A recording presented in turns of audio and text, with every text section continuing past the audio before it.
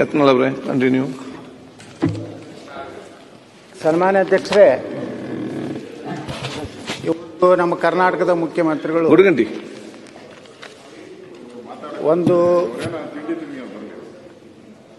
ಅವ್ರೇನೂ ಇಲ್ಲ, ಇವರು ಅವ್ರದ್ದು ರೋಜಾ ಇದೆ, ಏನೂ ತಿನ್ಲಿಕ್ಕೆ ಆಗೋದಿಲ್ಲ. ಇಲ್ಲ, ಏನೂ ಇಲ್ಲ. 6 ಗಂಟೆ ಸೂರ್ಯಾಸ್ತವಾಗುವವರೆಗೆ, ಅದು ಕಾಣಿಸುವವರೆಗೆ ಏನು ಮುಟ್ಲಿಕ್ಕೆ ಆಗೋದಿಲ್ಲ.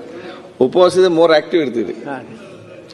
ಇವನ್ ಉಗುಳು ಸಹಿತ ನುಂಗಬಾರ್ದು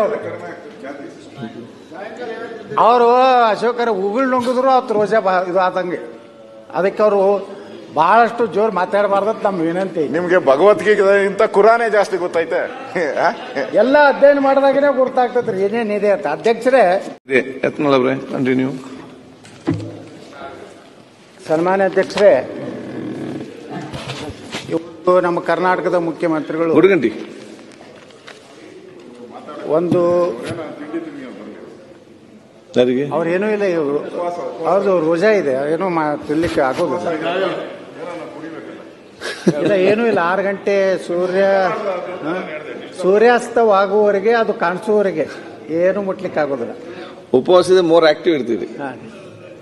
ಇವನ್ ಉಗುಳು ಸಹಿತ ನುಂಗಬಾರ್ದು